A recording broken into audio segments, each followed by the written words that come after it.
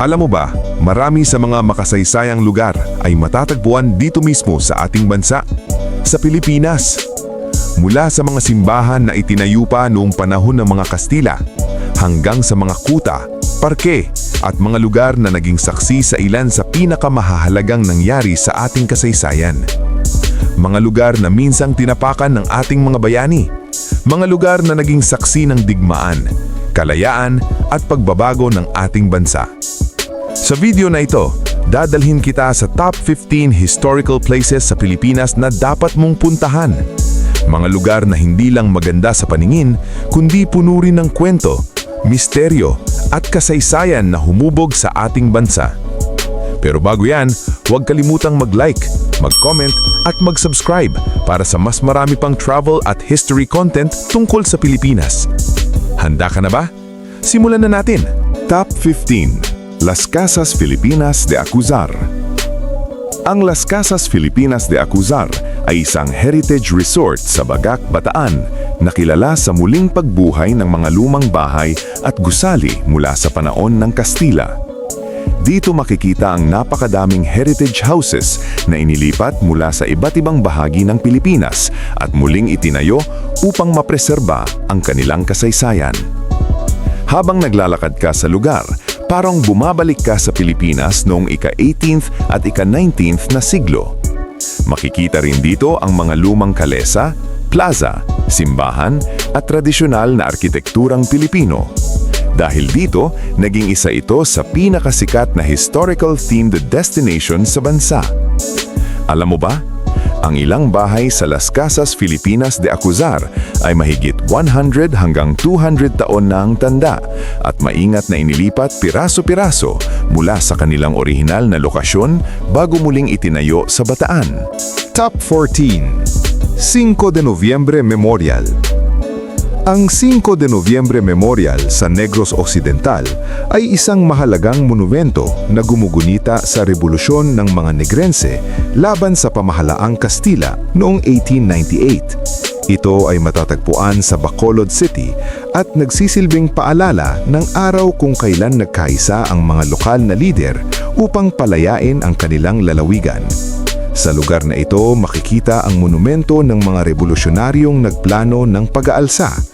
Ang kaganapang ito ay naging mahalagang bahagi ng kasaysayan ng Negros at ng revolusyon sa Pilipinas. Hanggang ngayon ay ipinagdiriwang pa rin ang araw na ito bilang isang mahalagang historical event sa rehiyong. Alam mo ba? Ang mga revolusyonaryo sa Negros ay gumamit lamang ng mga pekeng baril na gawa sa kahoy upang takutin ang mga Kastila, ngulit naging matagumpay pa rin ang kanilang revolusyon. Top 13. Sultan Kudarat Monument. Ang Sultan Kudarat Monument ay tinayo bilang parangal kay Sultan Muhammad Dipatuan Kudarat, isa sa mga pinakadakilang lider ng Mindanao na lumaban sa pananakop ng mga Kastila. Matatagpuan ito sa lalawigan na ipinangalan sa kanya, ang Sultan Kudarat. Ang monumento ay simbolo ng katapangan at paglaban ng mga Muslim sa pagtatanggol ng kanilang kalayaan at kultura. Ipinapakita rin ito ang mahalagang papel ng mga sultanato sa kasaysayan ng Pilipinas bago pa man dumating ang mga kolonyal na kapangyarihan. Hanggang ngayon, kinikilala si Sultan Kudarat bilang isa sa mga pinakarespetadong bayani sa Mindanao. Alam mo ba, noong ika-17 siglo, nagbigay si Sultan Kudarat ng isang makapangyarihang talumpati na humikayat sa mga Muslim na huwag magpasakop sa mga Kastila, na naging inspirasyon sa maraming mandirigma sa Mindanao. Top 12. Binondo, Manila. Ang Binondo, Manila ay kinikilala bilang pinakamatandang Chinatown sa buong mundo na itinatagpa noong 1594 sa panahon ng mga Kastila. Ito ang naging sentro ng kalakalan at komunidad ng mga Chinese immigrants sa Maynila. Sa lugar na ito, makikita ang mga lumang gusali, templo at makasaysayang establishmento na patuloy na nagpapatunay sa mahabang kasaysayan ng kalakalan at kultura sa lungsod. Hanggang ngayon, kilala ang Binondo hindi lamang sa pagkain, kundi pati na rin sa mahalagang papel nito sa paghubog ng ekonomiya ng Maynila. Isa itong buhay na patunay ng mixture ng kulturang Pilipino at Chino. Alam mo ba, Ang Binondo Church na matatagpuan sa lugar na ito ay itinayo upang magsilbing simbahan para sa mga Chinese converts sa Katolisismo noong panahon ng Kastila. Top 11. Calle Crisologo, Vigan. Ang Calle Crisologo sa Vigan, Ilocos Sur ay isa sa pinakakilalang makasaysayang kalye sa Pilipinas. Ang kalyeng ito ay puno ng mga lumang bahay na itinayo noong panahon ng Kastila at nagpapakita ng natatanging arkitekturang bahay na bato. Sa paglalakad dito, makikita ang mga antigong gusali, kalesa at mga tindahan na nagbibigay ng pakiramdam na para kang bumalik sa nakaraan. Ang Vigan ay isa sa iilang lungsod sa bansa na halos buo pa ring napreserba ang kolonyal na itsura nito. Dahil dito, kinilala ang lungsod bilang isang mahalagang cultural heritage site. Alam mo ba, ang lungsod ng Vigan, kung saan matatagpuan ng Calle Crisologo, ay kinilala bilang isang UNESCO World Heritage Site dahil sa pagpreserba nito sa mga Spanish colonial architecture. Top 10. Barasuain Church. Ang Barasuain Church sa Malolos, Bulacan ay isa sa pinakamahalagang simbahan sa kasaysayan ng Pilipinas. Dito pinanap ang unang sesyon ng Malolos Congress noong 1898 na siyang naglatag ng pundasyon ng unang republika ng bansa. Ang simbahan ding ito ang naging lugar kung saan binuo ang Malolos Constitution, ang kauna-unahang konstitusyon ng Pilipinas. Dahil sa mahalagang papel nito sa pagtatatagmang gobyerno ng bansa, tinagurian itong Cradle of Philippine Democracy. Hanggang ngayon, nananatili itong simbolo ng kalayaan at demokrasya ng Pilipinas. Alam mo ba, ang Barasuain Church ay naging simbolo ng unang republika sa pamumuno ni Emilio Aguinaldo matapos ideklara ang kalayaan ng Pilipinas noong 1898. Top 9. Magellan's Cross. Ang Magellan's Cross ay isa sa pinakasikat na makasaysayang simbolo sa Cebu City. Ito ay itinayo noong 1521 ng Portuguese explorer na si Ferdinand Magellan bilang tanda ng pagdating ng Kristyanismo sa Pilipinas. Matatagpuan ito sa loob ng isang maliit na kapilya malapit sa Basilica del Santo Niño. Ang krus na ito ay naging mahalagang simbolo ng relihiyon at kasaysayan sa bansa. Hanggang ngayon, dinarayo ito ng mga turista at deboto mula sa iba't ibang lugar. Alam mo ba, ang orihinal na krus ni Magellan ay nakapaloob sa loob ng mas malaking kahoy na krus upang protektahan ito dahil noon ay may mga taong kumukuha ng piraso nito bilang souvenir o paniniwalang may kapangyarihan ito. Top 8. Mactan Shrine. Ang Mactan Shrine sa Lapu-Lapu City ay isang mahalagang historical site na gumugunita sa labanan sa Mactan noong 1521. Sa lugar na ito naganap ang makasaysayang labanan kung saan pinamunuan ni Lapu-Lapu ang mga mandiligmang Pilipino laban sa hukbo ni Ferdinand Magellan. Makikita sa shrine ang malaking rebulto ni Lapu-Lapu na sumisimbolo sa katapangan at paglaban ng mga Pilipino sa mga mananakop. Ang lugar na ito ay itinuturing na simbolo ng unang matagumpay na paglaban ng mga katutubo laban sa dayuhang puwersa. Dahil dito, si Lapu-Lapu ay kinikilala bilang isa sa mga unang bayani ng bansa. Alam mo ba, ang labanan sa Mactan ang nagresulta sa pagkamatay ni Ferdinand Magellan na isa sa mga pinakatanyag na explorer sa kasaysayan ng mundo. Top 7. Cagsawa Ruins. Ang Cagsawa Ruins sa Daraga Albay ay ang natitirang bahagi ng isang simbahan na natabunan ng abo at lava nang sumabog ang Mayon Volcano noong 1814. Ang taming bahagi na natira sa simbahan ay ang kampanaryo na ngayon ay nagsisilbing simbolo ng trahedya at katatagan ng mga tao sa lugar. Sa paligid nito makikita ang napakagandang tanawin ng Bulkang Mayon na kilala sa perpektong hugis nito. Ang lugar na ito ay hindi lamang isang tourist attraction, kundi isang mahalagang paalala ng kapangyarihan ng kalikasan at ng kasaysayan ng rehiyon. Hanggang ngayon, isa ito sa pinakakilalang historical landmarks sa Bicol. Alam mo ba? Sa pagsabog ng Mayon noong 1814, tinatayang mahigit 1,000 katao ang namatay matapos matabunan ng abo at lava ang buong bayan ng Kagsawa. Top 6. Sandugo Shrine. Ang Sandugo Shrine sa Tagbilaran City, Bohol ay isang monumento na gumugunita sa kauna-unahang Blood Compact o Sandugo sa pagitan ng mga Pilipino at mga Kastila noong 1565. Ang kasunduang ito ay naganap sa pagitan ni Datu Sicatuna at ng Spanish explorer na si Miguel Lopez de Legazpi. Ang ritual na ito ay simbolo ng pagkakaibigan at pagtitiwala sa pagitan ng dalawang pinuno. Ngayon, makikita sa lugar ang isang monumento na nagpapakita sa mismong sandali ng kanilang sandugo. Ito ay isa sa pinakamahalagang historical events na nagmarka sa unang pakikipag-ugnayan ng mga Pilipino sa mga Kastila. Alam mo ba? Ang salitang sandugo ay nangangahulugang isang dugo. Isang sinaunang ritual kung saan pinaghahalo ang dugo ng dalawang tao bilang simbolo ng kanilang kasunduan at pagkakaibigan.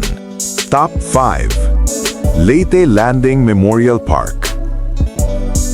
Ang Leyte Landing Memorial Park sa Palo, Leyte ay isang makasaysayang parke na gumugunita sa pagbabalik ng mga puwersang Amerikano sa Pilipinas noong ikalawang digmaang pandaigdig. Dito naganap ang sikat na paglapag ng mga sundalo sa pangunguna ni Douglas MacArthur noong 1944 upang simulan ang pagpapalaya ng bansa mula sa pananakop ng mga Hapones. Makikita sa parke ang mga bronze statues ng mga sundalong kasama sa makasaysayang paglapag na iyon. Ang lugar na ito ay simbolo ng pag-asa at paglaya ng Pilipinas mula sa digmaan. Hanggang ngayon, dinarayo ito ng mga turista at history enthusiasts mula sa buong mundo. Alam mo ba? Sa pagbabalik ni Douglas MacArthur sa Leyte, sinabi niya ang sikat na linya na I shall return. na naging simbolo ng pangako ng paglaya ng Pilipinas mula sa pananakop ng mga Hapones. Top 4. Dambana ng Kagitingan. Ang Dambana ng Kagitingan sa Mount Samat National Shrine ay isang pambansang monumento na itinano bilang parangal sa katapangan ng mga sundalong Pilipino at Amerikano noong ikalawang digmaang pandaigdig. Matatagpuan ito sa tuktok ng Mount Samat kung saan makikita ang isang napakalaking krus na sumisimbolo sa sakripisyo ng mga bayani. Ang lugar na ito ay gumugunita sa mga sundalong lumaban sa Battle of Bataan laban sa mga puwersang Hapones noong 1942. Isa itong mahalagang historical site na nagpapaalala sa sakripisyo at katapangan ng mga lumaban para sa kalayaan ng bansa. Dahil dito, kinikilala ito bilang isa sa mga pinakamahalagang war memorials sa Pilipinas. Alam mo ba, ang krus sa Dambana ng Kagitingan ay may taas na humigit kumulang 92 meters, kaya isa ito sa pinakamalaking memorial cross sa buong mundo. Top 3. Corregidor Island. Ang Corregidor Island ay isang makasaysayang isla sa bungangan ng Manilo Bay na naging mahalagang kuta ng militar noong ikalawang digmaang pandaigdig. Dito naganap ang matitinding labanan sa pagitan ng mga puwersang Pilipino, Amerikano at Hapones. Makikita sa isla ang mga lumang kanyon, bunker at ang sikat na Malinta Tunnel na ginamit bilang himpilan ng mga sundalo. Ang Corregidor ay naging simbolo ng matinding paglaban at sakripisyo ng mga sundalong nagdepensa sa Pilipinas. Ngayon, isa na itong historical island destination na puno ng alaala ng digmaan. Alam mo ba, ang Malinta Tunnel sa Corregidor ay nagsilbing headquarters ni Douglas MacArthur bago siya umalis ng Pilipinas noong 1942 upang ipagpatuloy ang laban kontra sa mga Hapones. Top 2. Intramuros. Ang Intramuros sa Manila ay kilala bilang The Walled City na tinayo ng mga Kastila noong ika-16th century. Ito ang naging sentro ng pamahalaan, relihiyon at kultura ng kolonyal na Pilipinas sa loob ng mahigit 300 years. Sa loob ng Intramuros, makikita ang maraming makasaysayang gusali tulad ng Fort Santiago at Manila Cathedral.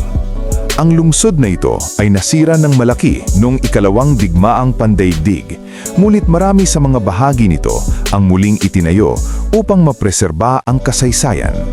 Hanggang ngayon, nananatili itong isa sa pinakapinupuntahang historical destinations sa Pilipinas.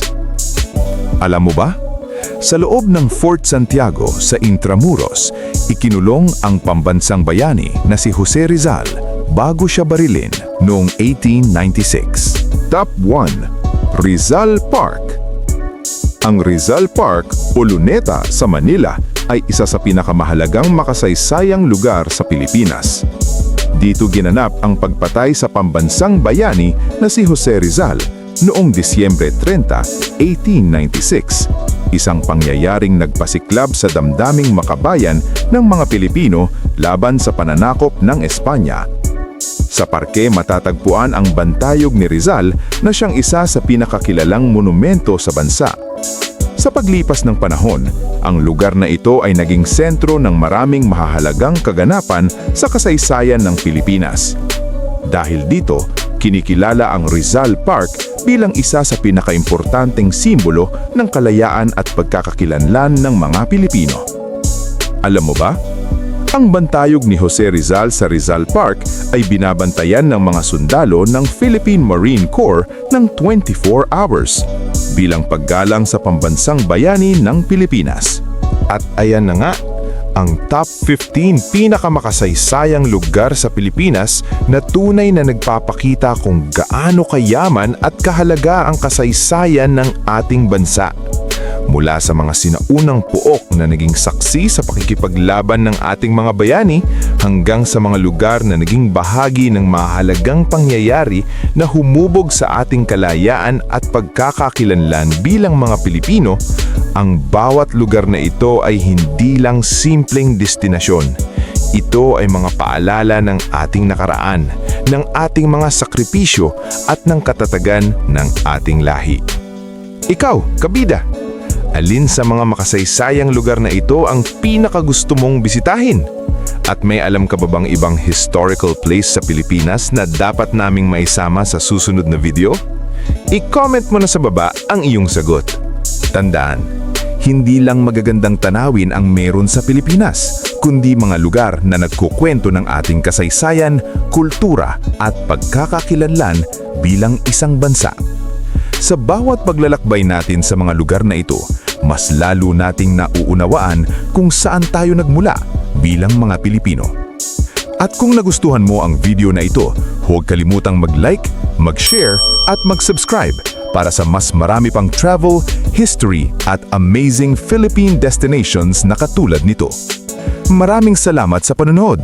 Hanggang sa muli, kabida!